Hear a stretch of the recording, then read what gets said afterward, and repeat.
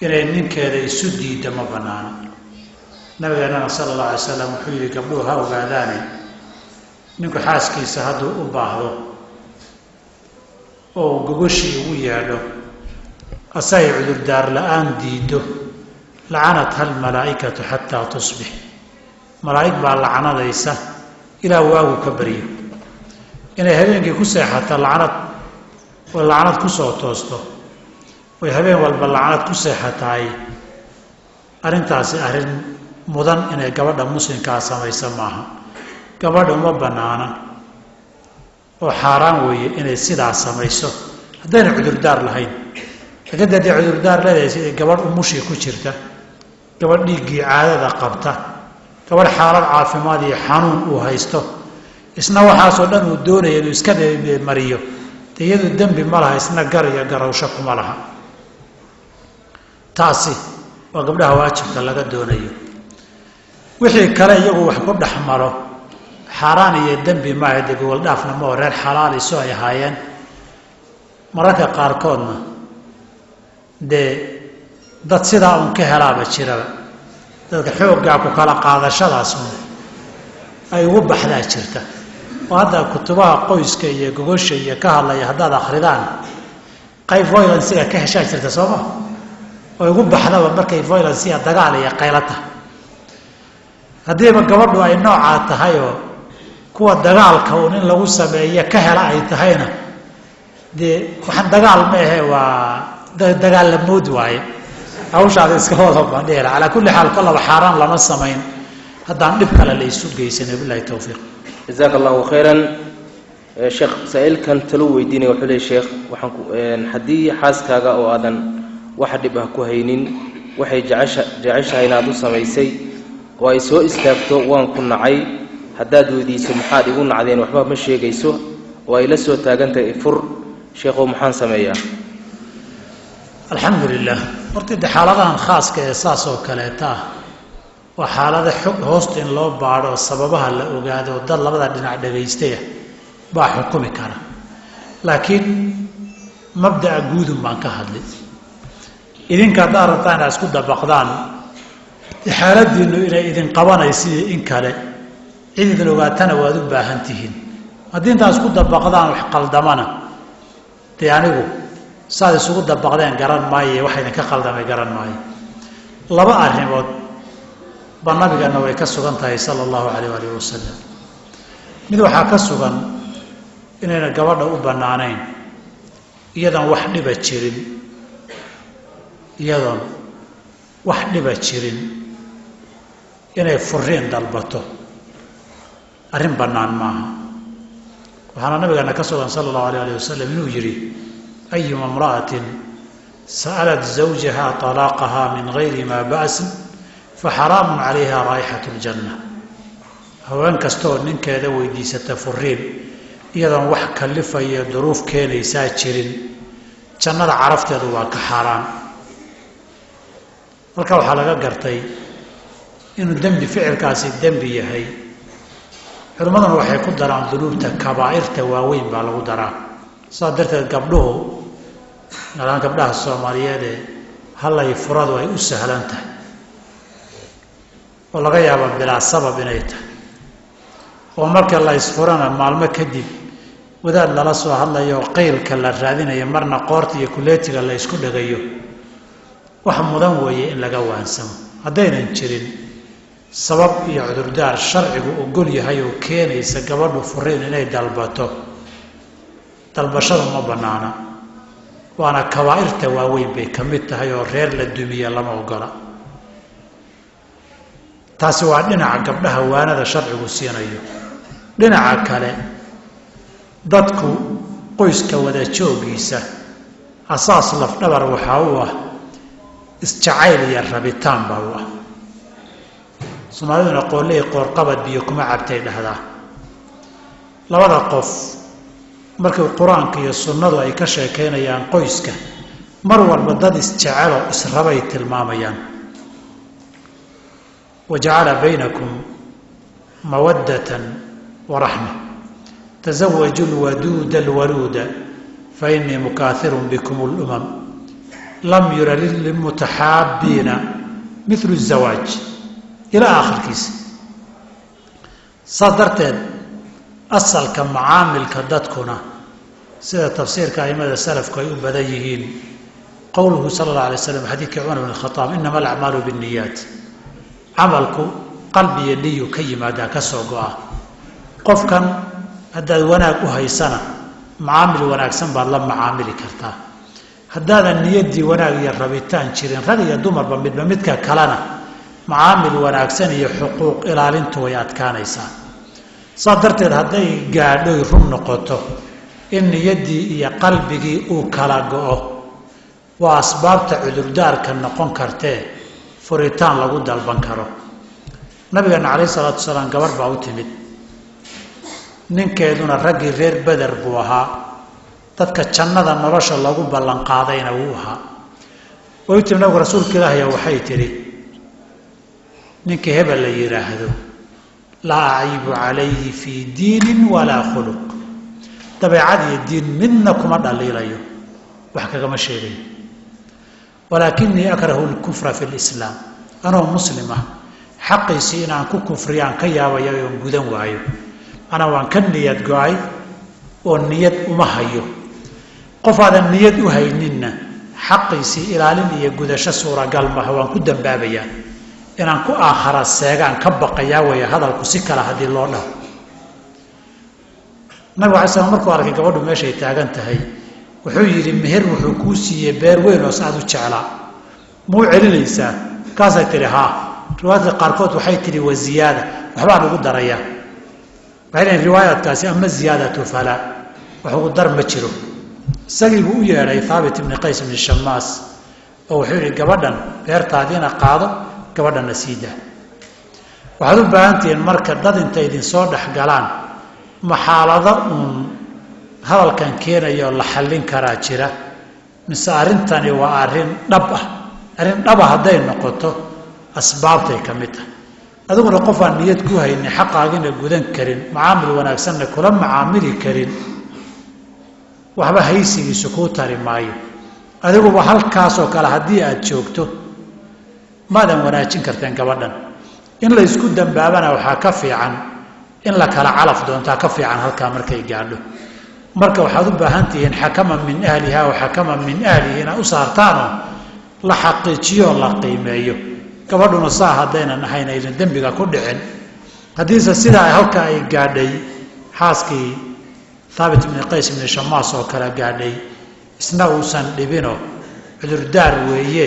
uu fududeeyo gabadh rabta uu raadsado, xaqiisana gudan karta. ilaahi subxaana wa tacaala labadoodana waxaa laga yaabaa midba midka kale qof uga fiican inuu ku arsaaqo. wabilahi towfiiq. jazaaka allahu khayran. sheekh saa-iilkan wuxuu leey assalaamu calaykum. gabar horay guur u soo martay, weligeedana aan joogin nairobi, ayaa igu tiri reerkayga waxay ii fasaxeen inaan guursado cidda anugu aan doono. kadibna gabadhii waan ismeher xadsannay oo qudbasiro ramadaanka dhexdiisa. sheekh hawshaa ka warran buu leey saa-iilkan. alxamdu lilah. horta meherkiina waxba kama jiro, wada joogiinuna sharci darro weeye. gabadhu reerkooda ninkay keensatay iyo ninkay rabtay inay guursato waad raadsan kartaa, way dhihi karaan, laakiin walaayadeeda kuma wareejin karaan. qof dumarihi nafteedana weli kama noqon karto, dumar kalena weli kama noqon karto. to ay dhashay iyo mid la dhalatay toona. wilaayadu garaanta nikaaxu waxyaabaha axkaamta khaaska u ah ragga iyo dumarku aynan xambaari karin. walidaalika carruurta wada dhalatay gabdhaha wilaayadooda guurka wiilashaa qaadaya, laakiin gabarh kale ma qaadi karto. saas darteed fasaxanina fasax waxba ka jira maaha. meerxadka aada samayseenna waxba kama jiro. nairobi ma joogana maanta waxaa isku mid noqday ninka daafaha dunida kala jooga iyo ninka xaafadiisa iyo dhinaca kale ka jooga. telefoonku isku in buu socdaa hawada, hadalkana isku sibaa loo maqlaa, dadkana isku sibaa loo helaa. hadday cadaartu ahaan jirtay gabadhiina guur bay u baahan tahay, qofkiina lama heli karo. dee guur baahidii ha jirto mar walba way jirtaaye qofka waxaa looga tallaabsan jiray lama heli karo. qofkii waa fog yahay, wakti baa ku lumaya, haddana waxaa yaalla waa la heli karaaba halkaa aad taagan tihiin waa aabbihiyo weligii garraf telefoon loogaga siin qofka masaajidka dhinaciisa kala jooga qofka America jooga telefoon marka la yiraahdo ka dhow kan intaad sii socoto ka America jooga telefoon baa ku dhamaysanaysaa wixii xaajiya dan idin ka dhaxaysay haddaba walidaalika culimadeenu hadda wax ka qoran mawaadiicda la yiraahdo atharu tiqniyati alhaditha ala almasaa'il alfiqhiyya teknolojigan hadda horumarkan la gaarayo saamaynta uu ku yeelanayo masaa'ilka fiqiga haaye hadda kor culimadu ay ka hadleen masaa'il markii hore culimadu ay ka hadleen ay sababo u yeeleen baa jira laakiin teknolojigu sababihii uu talaabay oo dhaafay haddii la dhihi jiray dee qofkii yaa garanaya telefoonada mar shaki la keeni jiray qofka Allah la siyaa garanayana te programyaha baa yimi telefoonada inta lagu shubto qofkiiba video aad daawanba hebelka taqina waa kan ku hor fadhiya qofka masaajidka qaybta dambe jooga ma aragtidba qaybtan dhaxana haddaad muuqaal kor aragto wajigiisa garan maysid laakiin kii awal America iyo Australia joogay waaba kan ku hor taaganba miiskan uu fadhiyaaba video call isubaa la sameyn ama Skype tag ama Tango tag ama Emo tag ama kuwan kale ku soo biiriyay tag iyagana call videoga haddaad net yar xoog badan haysataay intaaba ma jirtaba ninkii telefoonada smartphone-ka ama computer haysta qofkii oo fadhiya ba halkan ku fadhiyaba computer ku soo dhex fadhiya marka technology-yadani culimadu duruuftii xilliga jirtay maxaa la heli karaa yaan la heli karin yay deedegiisu dhib tahay yaan deedegiisu dhib ahayn baylaan masaafatul qasri bay ka hadleen ilaa 85 kilomitir hadduu jiro lama heli karay dhaheen hadda yaa dhib yar nimaa telefoon u dirteen iyo nimaa 85 kilomitir u raadiseen jidkan gaarisa wada taqaanaane ilaa maatuun nimaad u raadiseen oo loo doonay ama ka imanayo hal la sugan la yiri iyo nin telefoon Mareykan loogu doonay ama intuu soo hadlay hal la sugan la yiraahdo intii message loo diray ayama fudud yaa daal badan yaa waqti dheer yaa kharash badan ahkaamta sharcigu marka cilal bay ku salaysantahay culimadeenuna cilal bay ugu saleeyeen الحكم يدور مع علته وجودا وعدما علته كحريه لما هلي كره هدايد هدا ولا هلي كره لما اركي كره هدايد هدا ولا اركي كره nin la heli karo oo la arki karo oo video lagu daawan karo inaad tiraahdo kan deka jirana waan raadin iyo namaanga jira waxaan leeyahay jira ka jiada jira waan raadin ninka intaba ka sokeeyo intaan sabanka albaabka la gaarin inta la helo la dhamaysan karana soo maqal iyo muuqaalana raadin maayo تعليل الشرعي معها فقه شرعي على معها صدرت مهركاس مهرحكو سيدي سبا خلط بوها مركي لوايه والدكي وصل لهينا مر لبعض نبعض خلدنتانو حتى والدكي ما مقنو لوايه هدي اللي يرادو قاضبه هيدنا العدان ولا تبقوه سوق مدو ولوق فدياي مهر وحمد مهري كرو مقالده القضاء بيراد هي شرعيه تذكر المهريه لبدي اسدل ميدانا كلا فره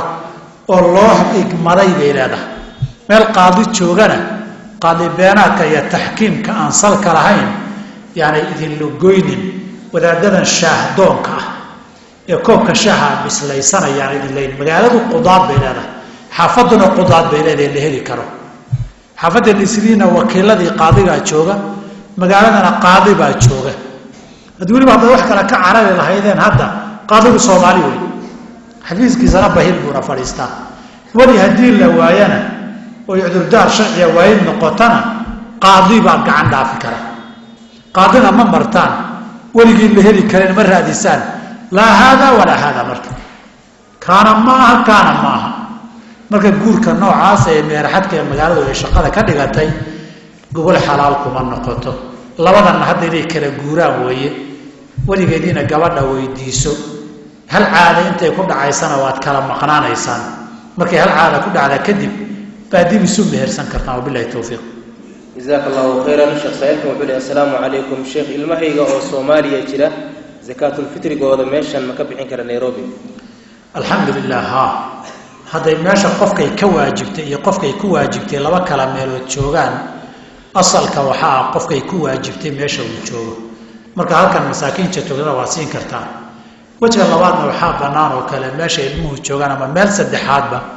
un masaakiin in la gaadhsiiyo unbaa muhima zakaatulfitriga billahi towfiiq jazaaka allahu khayran saa-ilka wuxuu leey sheekh assalaamu calaykum waxaan nahay ganacsato waxaan la macaamilnaa kambaniyaal aan dayn ka soo qaadanno oo lacag badan nagu yeesho waxaa la gaaray xilligii aan bixin lahayn sakada haddaba lacagtaasna laku leeyahay sako ma ka bixinaa mise alxamdu lilah azakaatu waddayn daynta iyo zakada marka laga hadlayo waa laba nooc dayn kaa maqanna waa mid hadday baan su-aasheeda ka jawaabay dayn lagugu leeyahayna waa mid waxaan filayaa su-aashan hadda ah waanoo dayn laygu leeyahay shirkadda waa xidee dukaamada iyo ganacsiga waad xisaab xidhaysaan badeecadda idiin taalla daynta idinka maqan ee la heli karo wixii kaash idiin yaalla oo xoolaha aad leedihiin ee hantida ganacsiga iyo lacagaha ah oo dukaankan keliya mee xataa meelahaaga kalea waad isku jacburin oo waad isku wada dari markaad totalka iyo grand totalka samayso figar iyo number baa kuu soo bixi waxaad haddana ururin ood isku wada dari deymaha lagugu leeyahay oo zakadu khinaha ma diido daynta lagu leeyahay aan leeyahay khinaa ma diido laakiin tani haddii maadaama ay xaq lagugu leeyahay tahay marka laga reebo waxa soo haray baad cala saxiixi ka zaka bixinaysaa qowlkaasaa ka raajixsan wabillahi towfiiq jazaaka allahu khayran sheekh saa-ilkan wuxuu leeyay sheekh waxaan leeyahay toddoba caruur isku mar ma loo wanqali karaa lo ama geel ma ugu wanqali karaa alxamdu lilah horta 7 caruura wanqalku inay isku gaadhaan badee ma ahayn mid waliba waqtigiisii bay ahayd laakiin calaa kulli xaal inta aanay qaan gaadhin waalidkay saaran yahay wanqalkii weli hadday caruurtii qaan gaadhaan waxaad kaga wanqali kartaa biidnihim iyo wala idnaan waayo xaq qofkii waxay u guuraysaa wanqalkii dimadaada iyo qoortaada wuu ka wareegayaa qofkan mukallafka noqday iyo qaangaarka qoortiisa iyo dimadiisu ku wareegayaa dimo qof kala camal saaran adigu binniyaaba iyo wakiilnimo inaad u samaysana idanka saaxiibkiisi baad u baahan tahay saa darteed ilmaha wixii qaan gaadhay iyagay ku wareegaysaa haddii laga wanqalayana idankooda iyo ogolaanshahoodaa loo baahan yahay iyagaa iskala mudnaanta wixii aan qaan gaadhin waalidkii unbaa laga rabaa inuu sameeyo oo sunnadaas uu la yimaado hal mar waa laga wada wanqali karaa mid haddii looga wanqalo khilaaf ma jiro inay gudayso ansaxaysa intaan wax haddii ari laga qalo oo wiilkiina 2 neef gabadhiina 1 neef intay dooniba tiraha kugu gaadho ilmuhu ay kala yihiin adaa garanayee khilaaf ma laha haddii la yidhaahdo neef geela iyo neef lo ah ma laga qali karaa qiyaasan cala aludxiyati udxiyada waxay wadaagi jireen 7 qof baa wadaagi jirtay neefka looda geelana cala saxiixi 7 wadaagi jirtay riwaayaad 10 la way jiraan laakiin waxaan rajeynayaa inay ansixin ma looga qiyaasan karaa 2 arrimoodba 2 qowl weeye culimadu waa looga qiyaasan karaa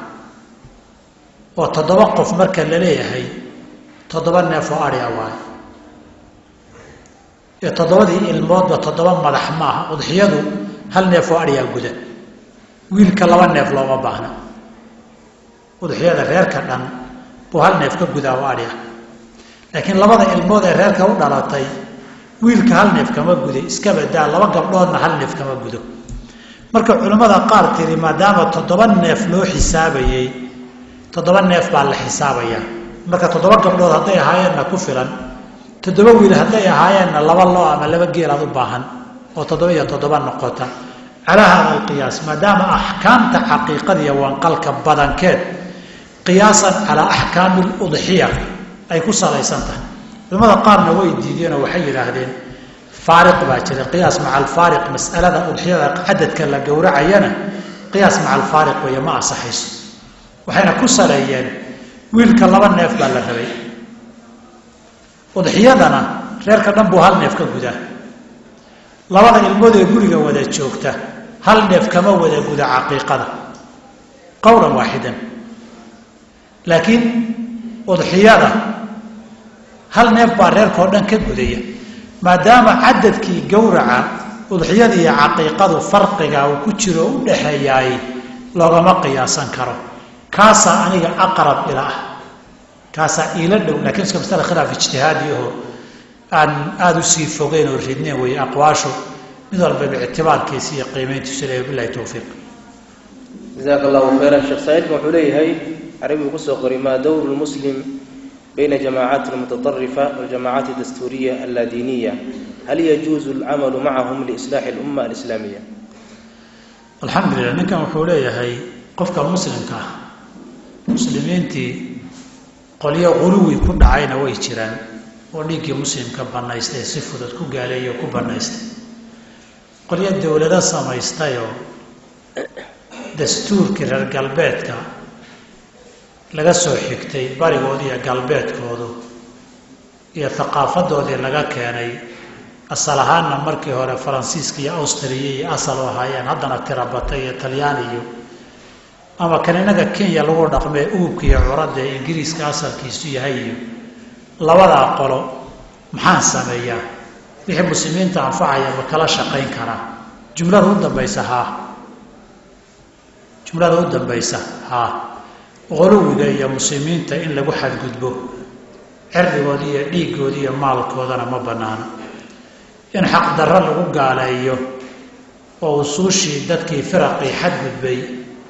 ee qulaada iyo khawaarijaha la qaatana ma banaano ama muctasiliya lamidka ahaa in dhiiggooda la banaysto oo waxaan sharci ahayn iyo bikayri xaqin lagu daadiyo ama maalkooda lagu qaatana ma banaano waxaa labaadan banaaneen oo muslimiinta waajibkii lagu lahaa ka baxsan oo waajibka asalku wuxuu ahaa shariicada ilaahay in lagu dhaqmo kitaabka ilaahayna loo xukuntamo ummadda muslimiinta ahayd ee shacab iyo hoggaanna ay kitaabka ilaahay iyo sharcigiisa ku dhaqmaan waxaa xaaraana ummadda in loo sameeyo dasaatiir iyo qawaaniin aan ku salaysnayn oo ka hor imanaysa diintoodii iyo shariicadoodii meeshii la dooniba ha laga keeno ciddii doonina ha soo qorto ama soomaali ha qorto ama muslim dad sheeganaya ha qoraan ama dad kale ha qoraan asalku wax kasta oo diinta ilaahay wax ka duwan taxkiimkeedii iyo ku dhaqankeedii khilaafsan oo ka duwan ah ma banaano muslimiintu inay sameeyaan in loo saciyo oo la garab siiyo oo laga shaqeeyana ma banaana labadaa de midna inaad ka qayb qaadato ood midna qayb ka noqoto sax maaha kuwa muslimiintii ku talax tagay ku xadgudbiya dulminayana sax maaha kuwa waxaan taxkiimkii shareecadooda ahayn ka shaqaynaya inaad raacdood ka mid noqotona sax maaha laakiin adoon labadaa midna ka mid ahayn way dhici kartaa taqaatuca masaalixda muslimiintu inay wax ilaa xad aada wadaagi kartaan ama aada ka kaashan karto ama aada uga kaalmayn karto inay jirto masaalixda muslimiinta oo dhani masalo dastuur iyo xukun ma wada aha masalo culuwina ma wada aha muslimiinta qaar baa madluum oo dulmi in laga dhiciyo u baahan qaar baa muxtaaj baahan oo gaajaysan oo in la taakuleeyo oo la nafaqeeyo u baahan isagoo qofku tiisii ku jira war dadkan baahan aynu u gargaarno wax u uruurino war dadkan biyo la-aantii oonka u dhammaaday aynu ceel u qodno war dadkan cudurradu ka dhaceen aynu dawayno war dadkan islaynaya iyo qabaa'ilkan isku jabay aynu heshiisiino dhexdhexaadino xabad iyo dhiiggooda aan kala joojino wax kaloo badan oo masaalixa oo waxaa dhici karta xataa iska daa dad muslimiin ah ama sheeganayee muslim iyo gaal dhex mari karta dad maslaxadooda iyo muslim dantii ha laga shaqeeya u dhex mari karta wixii adiga dembi kugu ridaynin dan iyo maslaxa muslimiinta ahna tacaawun cala albiri waataqwa cala alcumuum wuu bannaan yaho waa furaya keliya waxaad u baahan tahay inaad iska xaqiijiso waxani aad dadkan iska kaashanaysaan wax khayr iyo wanaaga ma yaho maslaxada iyo khayron diinta ka hor imanaynin haddii khalad diineed ku jiro dhibta laga hortegayo iyo waxaan qaladka lagu dhacayaay dheelitirkooda ay ma banaynayaa yaad u baahanaysa oo markaa haddaadan adu aqoonteedii lahayn ahlulcilmi inaad ula noqoto aad u baahanayso isugu kaa miisaamo ku yiraahdo intaa waa ka bannaan tahay intaasina kama bannaana wabillahi tawfiiq جزاك الله خيرا شيخ روحان wuxuu rabaa in loo sheego daliil salaada taraawixda qiraacadeeda in la dheereyn karo iyo daliilka ku soo arooray in la duceysan karo cinda iftaar as-saa'im saasu leeyahay alxamdulillah dan kala halmaama sheekhdii faday xasuusin doona salaada qiraa'ada salaada taraawixda in la dheereyn karo saddexdaba asal bay u yihiin marka koowaad ee salaadani waa salaadihii sunanka ahaa وصلاة الليل كهاوي صلاة الليل كان النبي كسرنتها صلى الله عليه وسلم قراءة دير وأخري إنه سورة البقرة أخري الصحابي قالت كان يوحيري وحنا سيريبو لمركو عبار وذي بقول أيضا مركو قالوا سجود دونا ركوع دونا واسي وذي سورة البقرة وكل ركوع دونا وانا سيري النساء بالله مركا حسابتي قيمتي ماشي وهيكسنا بيكلمتي النساء مركو دميين على عمران بالضبط وقبتي هل رجعوا صدح صورة دوتو كذي نبي واسم صلى الله عليه وسلم صلاة سنن كون قراءة دوي ليران شركي ولذلك عائشة مركي تاسوا من دكوات قلب كلابات صلاة رمضان كوتو كذا عائشة مركي كهذا يسي يصلي 4 فلا تسأل عن حسنهن وطولهن ولا بودي دير الكود هذا ويدين بينيشر ثم يصلي 4 فلا تسأل عن حسنهن وطولهن هبينكي دوركي هبين اللي قدمت كذا النبي صلى الله عليه وسلم قراءة لأنه أخري رواية قار سوقوريين قلبك سدحادة المامية وهذه الصحابة سلفك عمر رضي الله عنه حل قيسي نبي هبين الذي تراوح لالته كذا وكيتشو تشيي صلب مغرقي وحنكبقي واجب لذلك غالبه عمر ضدك واكي هالإمام السبيعي oo kamida Tamiim ad-Dari oo kamida saxaabadu waxay ka hadeen taraawix waxa lagu bixiyay min tarwiixa nasashaya istiraaxa waa ila nasto markii la tukado 2 ama 4 ragcadood la tukado dheer ee la daalo baa la nasan jiray qiraa'adan lagu daalayo hadayna dheereen oo wadduha waleedii ida saja Allahu akbar ay tahay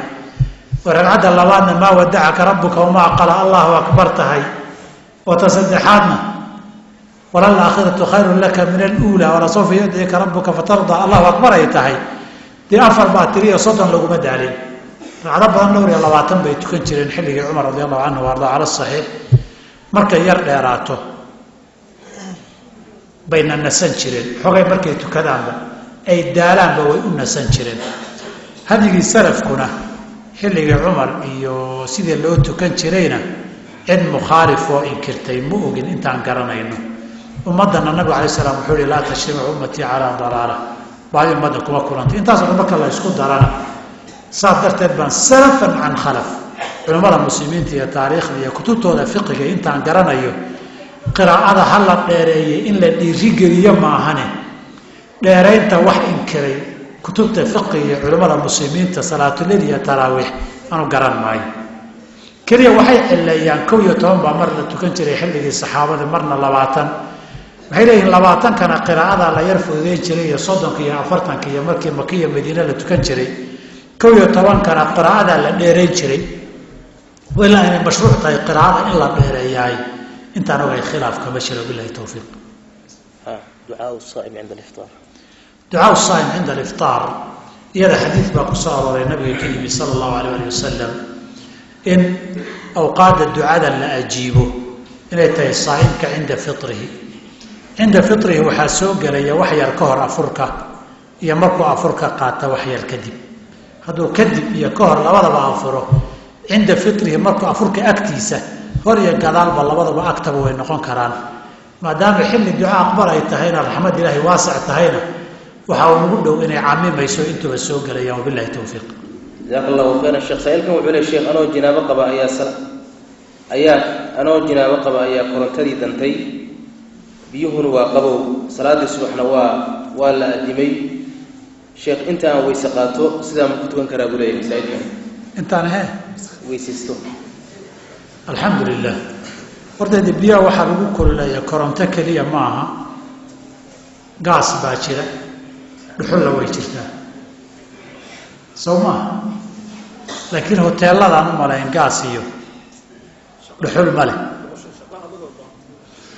sheekh wuxuu leeyahay dhuxushu shaqo adag ay u baahantay mar hadday dhuxul taalla lana shiri karo shaqadan adag in la galo waa qasab lama gebagabaysan karo walbay dhuxulay taallo lana shiran karo lama gebagabaysan karo qof xeelad waayey biyahan way qabow yihiin darteed waxaa u gebagabaysta qof xadda qabowgana ka cabsaday xeelad lagu diiriyana waayey xeelad lagu diiriya lagu kululeeyana waayey qofkaasaa loo ogolyahay qofkaasi waa gebagabaysan karaa marka uu gebagabaystana almaysuuru laa yasqutu bilmacsuuri waaye qabayskii hadduu u gebagabaystay waysadiina u weyse qaadan kara wuu weyse qaadanayaa wuu tukanayaa goorta u horraysa isbiyo diiran hela ama uu diirsan karo oo kululaysan karo ama qabowgiiba uu ka tago biyihii iska qandacaya wax lagu qabaysan karaa noqdaanna inuu qabaystaa waajib ku ah xadiidka abidar baa wuxuu ahaa asaciidu ayibu tahuuru lmuslimi walow lam yajid ilmaa 10 siniin faidaa wajada almaa falyattaqi illaaha walyumissa bishratah ciiddaa lagu gebagabaysanayo muslimku uu ku tahaaro qaadan karaa hadduu biyo waayo 10 sanana ha gaadho laakiin hadduu biyihii helo ilaahay ka cabsado jirkiisa ha taabsiiyo wabillahi tawfiiq jazaaka allahu khayran sheekh saa'idkan wuxuu leeyahay sheekh masaa-isha khilaafiga ah sida in laga weyse qaato hilibka geela ka waran haddii aan ka weysaysto markay ii fududahay marka aan caajisanahayna aanan ka weyse qaadan alxamdu lilah laba arrimood labadaba intaanan su-aasha jawaabteeda hoose gelin masaa'ilka khilaafiga ah ay culammadu isku qabtaan dabcan asbaab bay leedahay khilaafku asbaab buu leeyahay ay culamada kutub ka qoreen asbaabu ikhtilaafi alfuqahaa waxaa ka dhici karta in daliilkan culamada qaarna uu gaadhay ay arkeen qaarna in aragoosan gaadhin waxaa dhici karta qaarkood inuu daliilkani asaxay agtooda qaarna aanu asixin sababo badanoo kalena waa yeelan kartaa khilaafku waa laba qaybood khilaafkaa culimmadu iskhilaafeen in labada qowl mid daliil cad leeyahay midna uusan daliil cad lahayn masaladaasoo kale cillo iyo cudurdaarku ma aha waa masala khilaafiya qiil ma aha dhinaca daliilka cad jiro waa inaad raacda lagaa doonayaa waana sida masaladan hadda aad weydiisay hilibka geela oo kale hilibka geela nabigeena sal alla alay wasalam waxaa ka sugan inuu amray in laga weysaysto tawadau min lixuumi libili walaa tawadau min lixuumi alghanam ari hilibkii ha ka weysaysanina laakiin geela ka weysaysta buu yihi markii madhabka fuqahadeena shaaficiyada raxmat ullaahi calayhim uu ahaa inaan laga weysaysanayna muqarirkii khaatimatu muxaqiqi shaaficiyati ahaa waxaan leeyahaa muxaqiqiinta shaaficiyada intii ka dambeysay isaga wuxuu qoray unbaa lagu agwareegaysta alimaamu nawowi raximah allahu tacaala kitaabta uu qoray waxna waa naqli waxna waa taxriir iyo ikhtiyaar waxna waa naqli oo madhabku wuxuu qabaa la soo guurinaya sida minhaajka iyo kuwa lamidka iyo rawdatu taalibiinka qaalibkiisa waxna waa mas'alada xujo iyo sharci ahaan maxaa xoog badan sida majmuuca iyo sharxu muslim iyo kitaab kale sida laga sheego anu aan aragoo taxqiiq la yihahdo weli aan aqriyin kutubtiisa markii uu taxriirka masalada daliil ka hadlayay sharxu muslim iyo majmuuc sharxu lmuhadab labadaba wuxuu dhigay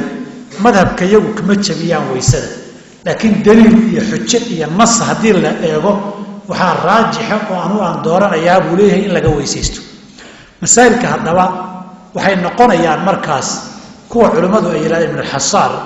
raximah allahu tacaala manduumadiisii yarayd ee qur-aanka makiga iyo madaniga uu kaga hadlayay markuu soo gebagabeeyey maki iyo madani sheegay waxyaabaha qaarkoodna uu tilmaamay khilaaf inay ku jiraan wuxuu ku soo horiyey walaysa kullu khilaafin jaa muctabaran ilaa khilaafun lahu xadun min annadari khilaaf kastooo yimaada tixgelin ma mudna khilaafkii daliilka iyo xujo ku salaysan baa tixgelin mudan saas darteed mas'aladani nasku wuxuu ku cadyaho u badan yahay in laga weysaysto saas darteed waa khilaaf cudurdaar maaha marka labaad cumuumka masaladu khilaafi haddii ay tahay dadku waa laba qaybood qayb waa qofkan wax ku camal falaya qofkaasi wuxuu u baahan yahay tashahi iyo madba midkaan jeclaada maaha marba midkaan jeclaada maaha markaan doonana inaan ka weysaysto markaan doonana aan iska daayo maaha masale khilaafa abiicadeed qofka waxa laga doonayo qofka waxaa laga doonayaa isagu hadduu tarjiixin karo in labada qowlkeebaa sharciga u dhow oo xoog badan uu yidhaahdo suuragal maaha labadaba xaq inay noqdaan wuu jebin iyo ma jebinaya saxba xaq ma wada noqon karaan sharciguna laba shay oo did isu oo iska hor imanaya inay labaduba sax ku wada noqdaan suuragal maaha haddaba haddii aad tahay ikhtiyaar inaad yeelato aad doonayso waa inaad daliilka iyo xujada akhrido kii xaqa kula dhowaadana aad qabsato ood isaga ku ekaato oodan lexlexanin mid hadduu xaq ula dhowaaday ka kale waxaad u samaysaay waa khalad waxaad adiguba rumaysan tahay oo diin ahaan ku qanacday inuu khaldan yaho laga saxsan yahay markaan raba aan iska sameeya meesha ma taala laakiin qofka kale ee adiga mukhaalifkaaga ee u arka weysada inuu jebinayo ninkii culamo ee daliil ahaan ay la noqotay inayna jebinaynin inuu ku inkiro inuu caddeeyo war daliilku waa sidan yidhaahda waa laga doonayaa laakiin in uu yidhaahdo baatil baad ku jirtaayoo dagaal ku qaadaan la ogolayn masaailka khilaafiga ee mashhuurkaa la islama dagaalamo intaa kadib waxaan ku gunaanadayaa qowlkan marba si aan yeelo hal qof buu u furan yahay qofka qaba weysada inuusan jebin diin ahaan de hadduusan ka weysaysanina markii horeba ma qabin weysada inuu jebiyo hadduu ka weysaystana inuu khilaafka intuu eega yidhahda alkhuruuju min alkhilaafi mustaxabun khilaafka in isaga fogaadaa fiicane isaga fogow uu yidhaahdo baabkaa waa u furan yahay laakiin waxaa asal u ah inuuna weysada jebinin buu diin ahaan ugu qanacsan yahay wabilahi towfiiq jazaaka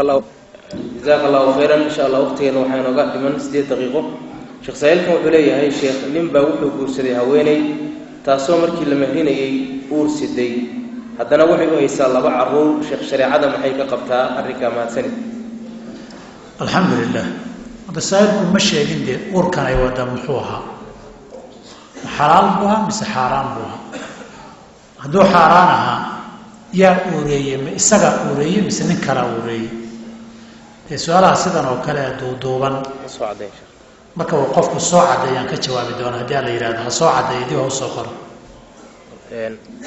saa'ilka meelaha ku jiraan filayaa isagaa soo gudbiyey sheekh wuxuu leeyahay saa'ilkan mobaylka qur-aanka ku jira musqusha ma lala geli karaa alxamdulilah haa maya haddii uu musxafku furan yahay qur-aanka oo shaashada mobaylka uu saaran yahay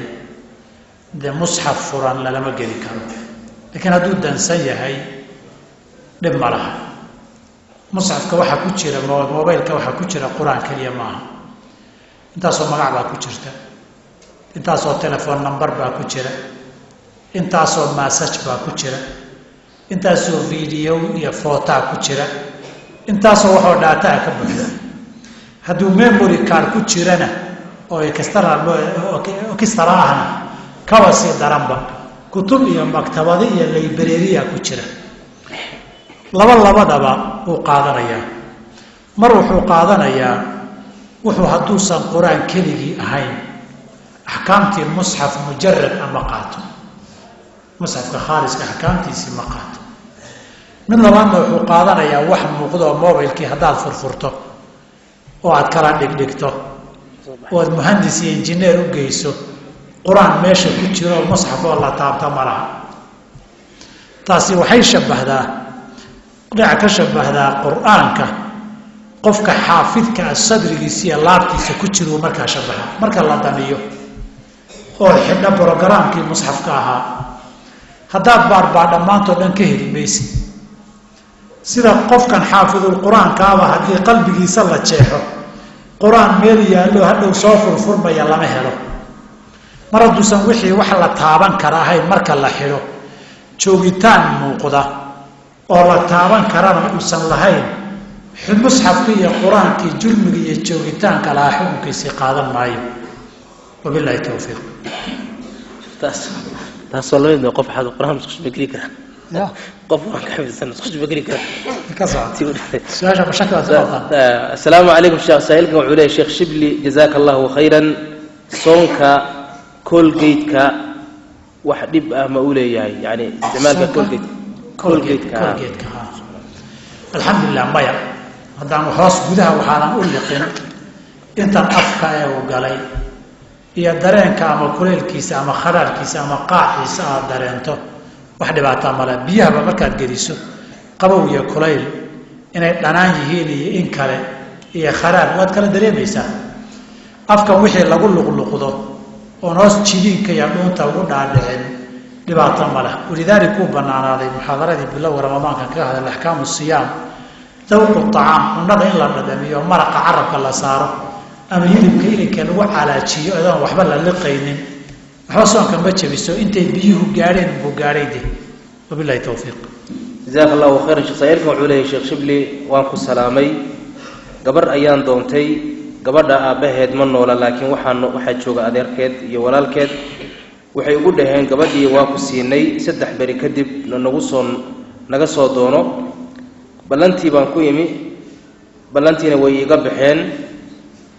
iyagoo jooga ayaan gabadhii isla magaaladii ku mehersaday marka sheekhow maadaama gabadhii ay siiyeen balantiina iga baxeen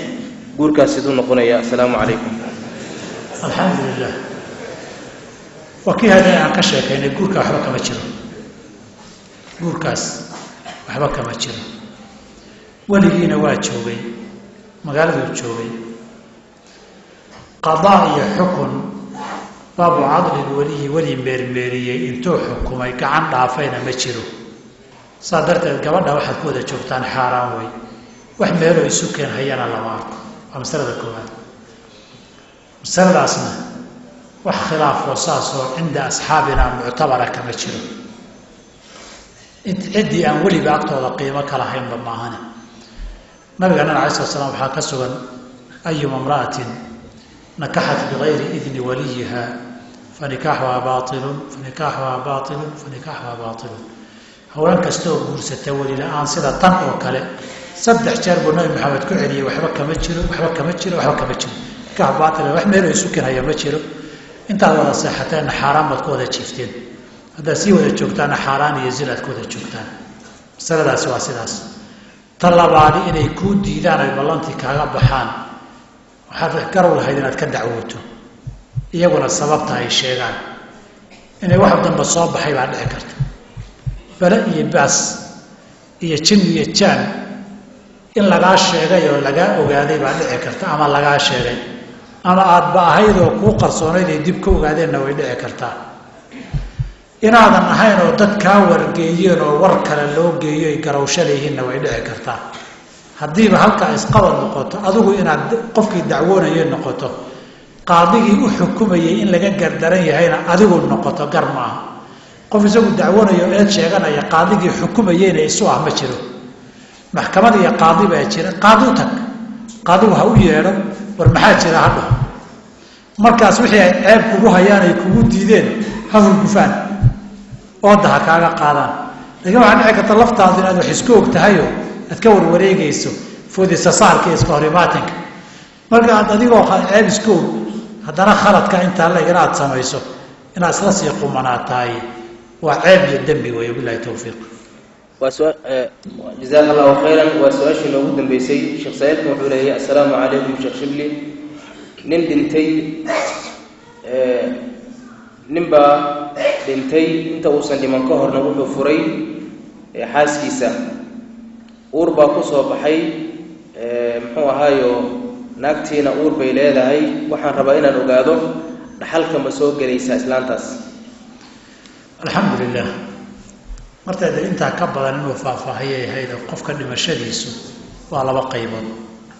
hadduu qof xanuunsanaa oo culays iyo jirro dareemayay ahaana xukun bay leedahay qof caadi u caafimaad qabay oo caadi u furay hadduu yahayna way ka duwanaan kartaa xukunka marka labaad marka uu caadi u furay hadduu talaaqu rajci yahay oo tii koowaad ama labaad tahay